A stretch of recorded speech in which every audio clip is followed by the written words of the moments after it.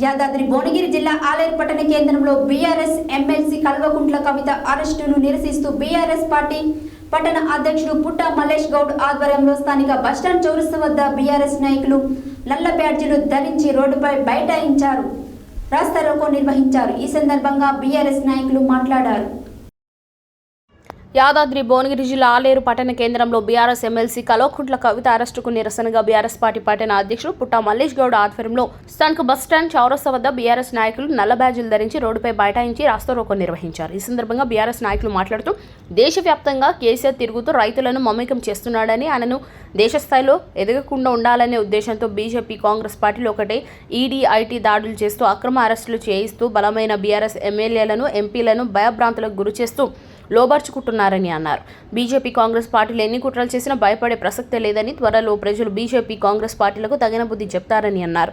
ఈ కార్యక్రమంలో మండల అధ్యక్షుడు గంగుల శ్రీనివాస్ యాదవ్, మున్సిపల్ చైర్మన్ నస్పరి శంకరయ్య, కౌన్సిలర్లు, ప్రజాప్రతినిధులు తదితరులు ఉన్నారు.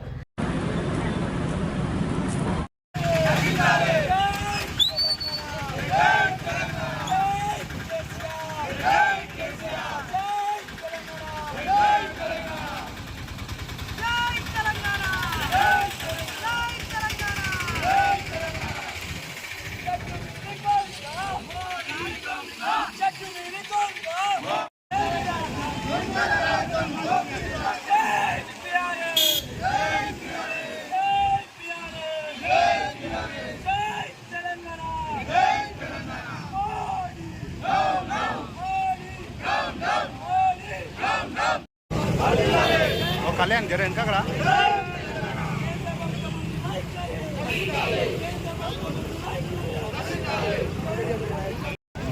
వారిని కావాలని మోడీ ప్రభుత్వం కేసీఆర్ గారిని ఇలా దేశవ్యాప్తంగా కేసీఆర్ గారు తిరుగుతూ ఉన్నాడు. రైతులను అందరినీ మమేకం చేస్తూ ఇలా దేశ స్థాయిలో మోడీని పడగొట్టాలంటే ఈ దద్దమ్మ రాహుల్ గాంధీ కాదనే ఉద్దేశంతో ఎక్కడైతే కేసీఆర్ దేశంలో తిరుగుతాడనే దుర్బుద్ధితోటి ఇలా రాష్ట్రంలో ఉన్నటువంటి కాంగ్రెస్ ప్రభుత్వంతో లోపాయకారిగా ఒప్పందమై ఎన్నికలకు ముందు బండి సంజయ్ని మార్చి లోపాయకారిగా ఓటులు బదిలీ చేస్తూ ఇలా కేసీఆర్ ప్రభుత్వాన్ని ఇక్కడ బరగొట్టి దేశ స్థాయిలో కూడా ఇలా కేసీఆర్ను ఇలా ఎదుర్కొన్నా చేయాలనే ఉద్దేశంతో ఇలా ప్రతి బీఆర్ఎస్ ఎంపీలను కానీ ఎమ్మెల్యేలను కానీ బలమైనటువంటి నాయకత్వాన్ని ఇలా రెండు పార్టీలు ఇలా డబ్బులకు విచ్చలవిడ కోట్ల రూపాయలు ఈడీ సిబిఐ పేరుతో ఇలా బెదిరిస్తూ ఇలా వాళ్ళ పార్టీలు లోపరుచుకొని వెంటనే ఇలా టికెట్లు కూడా బీఆర్ఎస్ వాళ్ళకి టికెట్లు ఇస్తూ ఇలా కేసీఆర్ గారిని నైతికంగా దెబ్బకొట్టాలనే ఉద్దేశంతో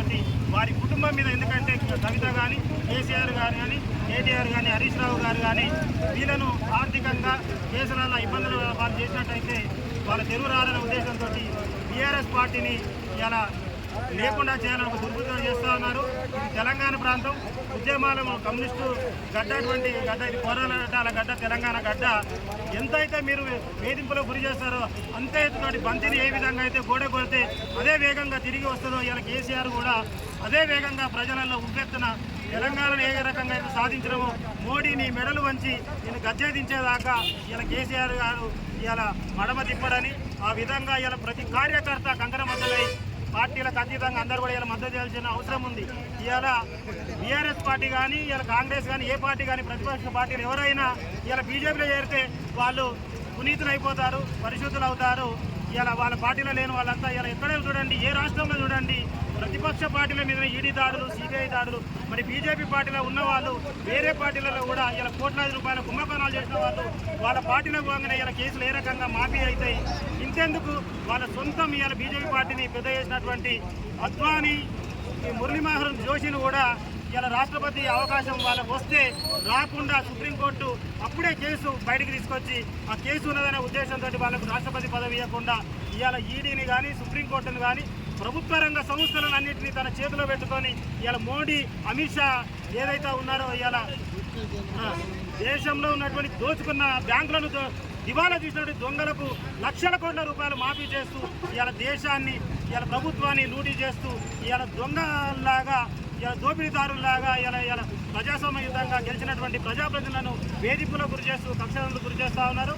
ఇటువంటి విషయాన్ని అందరూ ప్రతి ఒక్క బీఆర్ఎస్ కార్యకర్త కానీ నాయకులారా మీరు ఏదైతే పదవులు అనుభవించి 10 సంవత్సరాలు పదవులను అనుభవించి ఇలా పార్టీకి ద్రోహం చేసి కష్టకాలంలో తల్లి లాంటి పార్టీకి ద్రోహం చేసి పోతా ఉన్నారు. ఖబర్దార్, రాబో కాలంలో మీకు ప్రజలు మీరు వెనుపోటు వచ్చిన వాళ్ళందరికీ బుద్ధి చెప్తారు.